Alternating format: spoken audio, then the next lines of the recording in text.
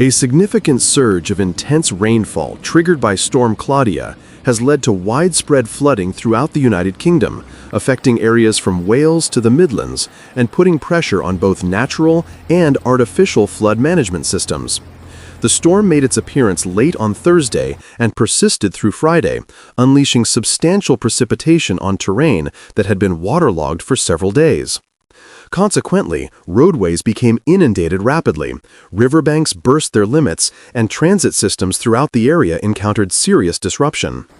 Meteorological authorities cautioned that the mixture of water-saturated ground and extended periods of non-stop precipitation established ideal conditions for quick developing flooding, which can emerge with minimal advance notice and extend through neighborhoods in mere minutes. One of the most striking demonstrations of the storm's power occurred in Northfield, located in Gwent, Wales, where approximately 80 millimeters of precipitation descended in merely 22 hours. This quantity signifies considerably more than half the area's typical rainfall for November in its entirety. However, it materialized in one concentrated episode. Such rapid accumulation placed instant strain on waterway systems and metropolitan drainage infrastructure, compelling emergency personnel to track increasing water levels throughout the nighttime hours.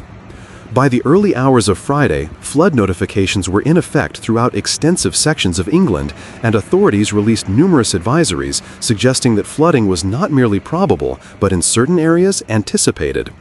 This situation is concerning. Wales encountered some of the storm's most powerful rainfall, particularly in southeastern territories, where smaller waterways responded swiftly to the severe downpours.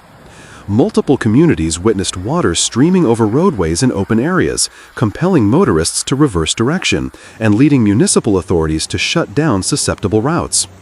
In central and northern England, the primary danger originated from surface water accumulation. Drainage systems and sewer networks found it difficult to manage as water collected on urban streets, forming extensive pools that covered crossroads and motorways. This circumstance resulted in traffic lane restrictions, sluggish traffic flow, and extended waiting times for travelers who tried to commute during the most intense rainfall periods. The West Midlands and Birmingham specifically encountered substantial difficulties as the storm grew stronger. Continuous rain converted multiple principal thoroughfares into rapidly flowing waterways, leaving automobiles immobilized and compelling certain drivers to desert their vehicles. This is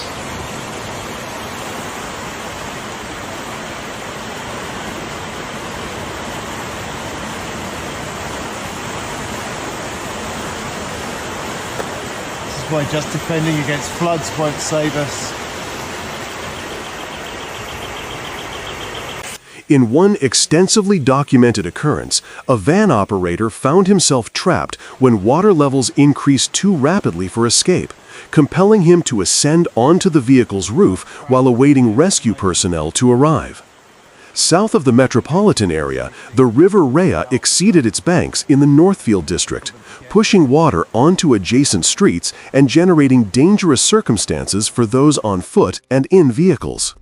Public transportation operations were likewise interrupted as buses were redirected from flooded zones and railway companies decreased velocities or halted operations on waterlogged railway lines.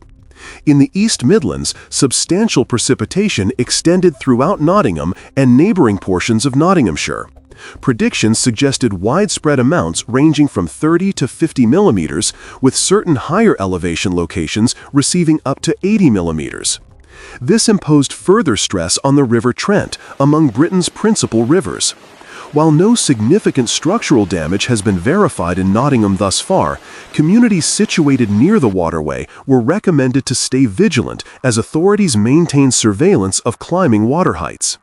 Since the terrain in the area is already moisture-saturated, even moderately light precipitation during the weekend holds the capacity to provoke fresh, localized flooding incidents.